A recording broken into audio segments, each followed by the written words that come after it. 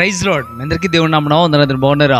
ఉదయకాల సమయంలో దేవునితో మాట్లాడుతున్న మాట వెనుక వాక్యాన్ని ధ్యానం చేద్దాం. సామెతల గ్రంథం 3వ అధ్యాయం 2వ వచనాన్ని మనం ధ్యానం చేయగలిగితే అక్కడ రాయబడుతున్న మాట, నీకు శాంతి కలుగు చేయును అనే మాట మనం చూస్తూ ఉంటాం. దేవుడు మనకు శాంతిని కలుగు చేస్తాడు. ఎప్పుడు కలుగు చేస్తాడు? మీరందరూ కూడా, మనం అందరం కూడా కోరుకునేది ఏంటంటే మన జీవితాల్లో శాంతి కలగాలని, నెమ్మది కలగాలని మనం ఆశిస్తూ ఉంటాం. కానీ మన జీవితాల్లో శాంతి ఎప్పుడు జరుగుతూ ఉంటుంది? ఎప్పుడు శాంతిని దేవుడు మనకు కలుగు చేస్తాడు? ఎప్పుడు మనకు నెమ్మది కలుగుతుంది అంటే, చూడండి, మొదటి వచనం చెప్తా ఉన్నాడు. 3వ అధ్యాయం మొదటి వచనంలో, నా కుమారుడా, నా ఉపదేశములను మరువకము, నా ఆజ్ఞలను హృదయపూర్వకముగా గైకొనుము, అవి దీర్ఘాయువును సుఖజీవంతో గడుపు సంవత్సరములను శాంతిని నీ కలుగు చేయను.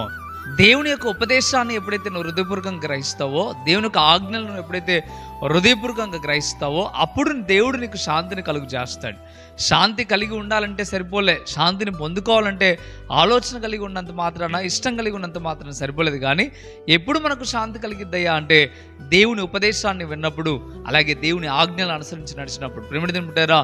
దేవుని మాట వినడానికి ఇష్టపడండి, దేవుని ఆజ్ఞల ప్రకారం బ్రతకడానికి ఇష్టపడండి.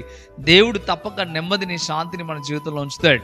ఈరోజు నెమ్మది పొందాలని ఆశ నీకుంది, కానీ నెమ్మది పొందాలి అంటే తప్పక దేవుని మాట వింటాను నువ్వు ఇష్టపడాలి. ఆయన ఉపదేశాన్ని, ఆయన ఆజ్ఞల్ని పాటించు. దేవుడు తప్పక నీకు నెమ్మదిని, శాంతిని కలుగు చేస్తాడు. మంచిది, శాంతి మీకు కలగాలంటే ఏం చేయాలో దేవుడు ఈరోజు మాట్లాడి ఉన్నాడు.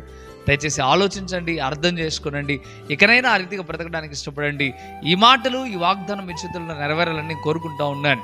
మీరు కూడా కోరుకున్నట్లయితే, ప్రభువా, ఇక మీదట నేను నీ ఆజ్ఞ అనుసరిస్తాను, ఇక మీదట ప్రభువా నీ ఉపదేశాన్ని నేను వింటాను ప్రభువా అని దేవునితో మాట చెప్పడం ప్రారంభించు. మంచిది, ప్రార్థన చేద్దామా? ప్రార్థన.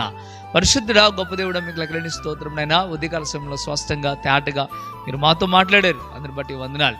శాంతిని కలుగు చేస్తామని మీరు చెప్తా ఉన్నారు. ఎవరైతే నా మాట వింటారో, ఎవరైతే నా ఉపదేశాన్ని అంగీకరిస్తారో, ఎవరైతే నా ఆజ్ఞలను ఫాలో అవుతారో, వారికి నేను శాంతిని అనుగ్రహిస్తాను మీరు చెప్తా ఉన్నారు. ప్రభువా, ఈ వాగ్దానం వింటున్న ప్రతి ఒక్కరి జీవితంలో శాంతి కలుగును గాక.